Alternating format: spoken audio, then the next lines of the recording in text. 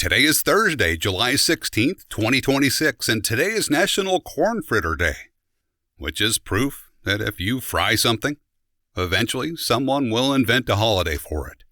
And after digging through today's stories, I realized they're all about organization.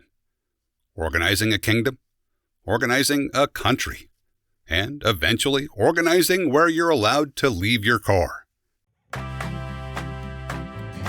Welcome to Wait, That's Random, This Day in History. I'm C.L. Burns, voice actor, audiobook narrator, and your guide through the tiny historical details that somehow make humanity look even stranger. On July 16, 1377, Richard II was crowned King of England. He was just 10 years old. Think back to when you were 10. Maybe you were riding your bike, trading baseball cards, or trying to convince your parents that bedtime was merely a suggestion. Richard was becoming king. Of course, because he was so young, he didn't immediately take full control of the government. Powerful nobles ruled in his name while he learned what it meant to wear the crown. And that was no easy assignment. England was still feeling the effects of Black Death. The 100 Years' War with France was draining money and resources. Heavy taxes were making ordinary people increasingly frustrated. Richard inherited a kingdom that was already under enormous pressure.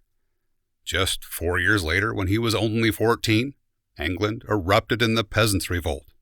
Thousands of rebels marched on London demanding sweeping changes. And one of the most remarkable moments of his reign, the teenage king actually rode out to meet them. Legend says he faced the angry crowd with remarkable composure, promising reforms and helping calm the situation, at least temporarily. It was an extraordinary responsibility for someone who, by modern standards, would have just been starting middle school. Richard's reign would eventually end in tragedy.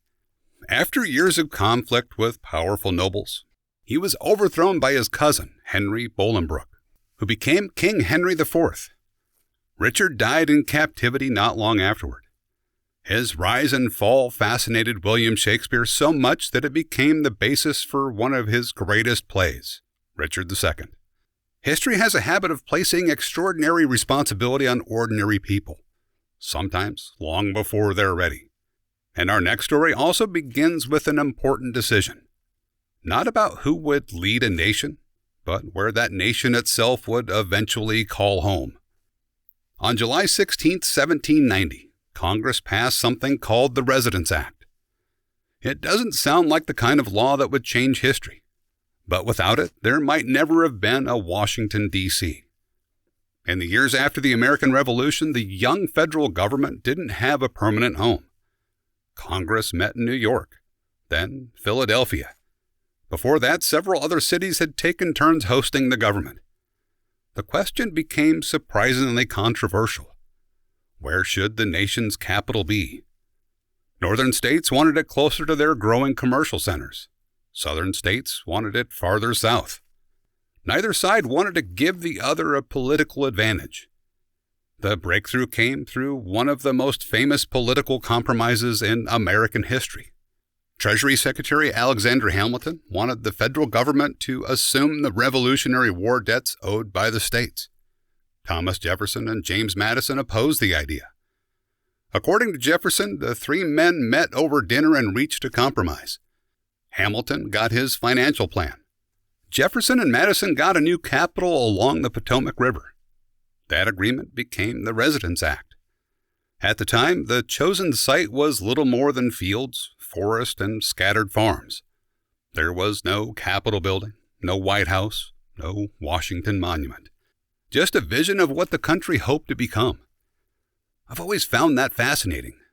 One dinner conversation, one political compromise, and eventually an entire capital city grows from it.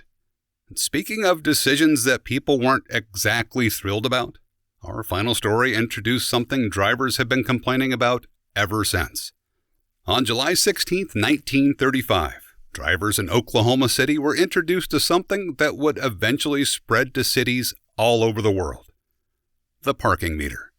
The very first one was called Parkometer number 1, and it probably is safe to say It wasn't greeted with overwhelming enthusiasm. So why invent a parking meter in the first place? Because downtown businesses had a problem.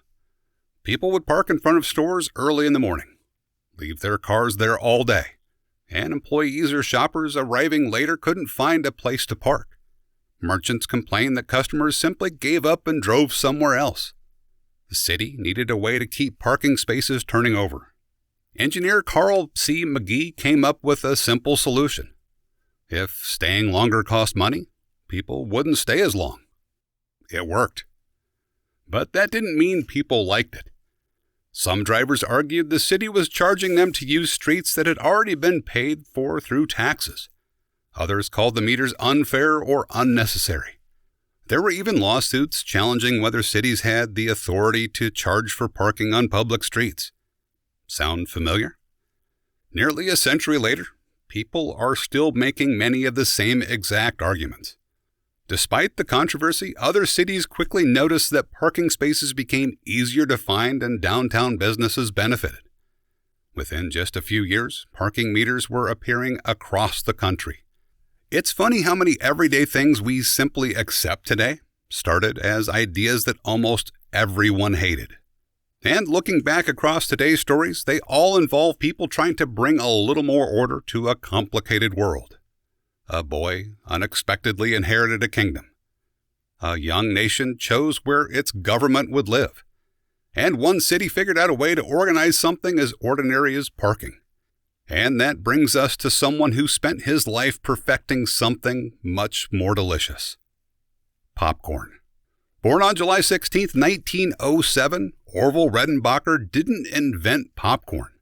He just became obsessed with making it better. From an early age, he experimented with different varieties of corn, looking for kernels that popped bigger, fluffier, and more consistently than anything else on the market. He and his business partner spent decades crossbreeding and testing thousands of hybrids before settling on the variety that would eventually make his name famous. Then came another unusual decision. Instead of hiding behind a company logo, Orville became the brand. The glasses, the bow tie, the white hair, that friendly smile. He appeared in his own commercials well into his 80s, becoming almost as recognizable as the popcorn itself. I find it amusing that today's birthday lands on National Corn Fritter Day.